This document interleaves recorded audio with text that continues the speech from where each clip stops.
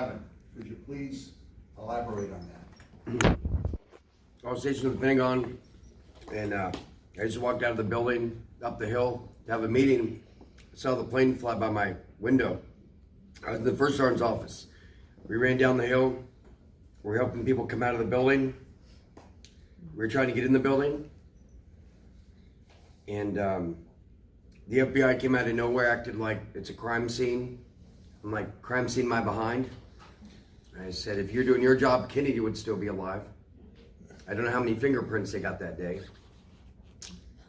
It was very frustrating.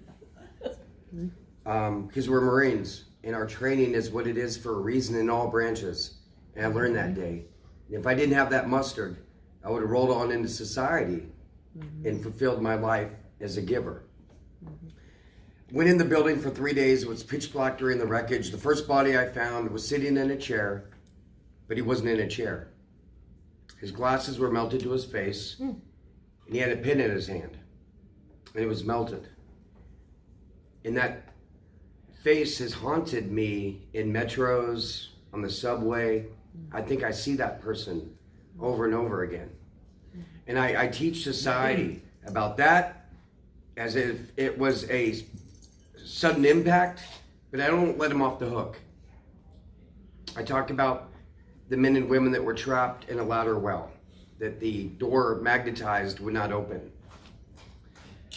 3 days, I go home, I go to sleep, wake up, it's heavy, come outside, there's a flag next to my boots, my white outfit, my little yellow hat with the glow plug. I get drawn to the family, so I go down to this hotel where they have DNA collection survivor benefits. They put me in charge of the daycare for the daycare. Little did I know that no Marines died there in the Pentagon on that day. But I had all these kids in 2 rooms, low crawling, wanting to be Marines by the end of the day. The families would eventually make it whenever they would make it. I'm like, hey, take your time, because they couldn't drag themselves away from the wreckage. A year later, ceremony where I'm up in the grandstands, families down below, and all the staffers running around like they own the place. And this family looks at me and they point and they tell me to come down. And I get to sit with them because they remembered me.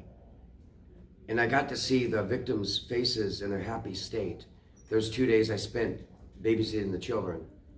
The Secretary of the Navy awarded me with the Navy Commendation Medal. And I think part of the reason why I jumped off that curb, honestly, is there were a lot of men and women we lost on that day. And I was afraid that maybe we were going to lose all those people again that were riding around on their motorcycle that would never get that recognition they deserve. And that didn't surface until about a month ago.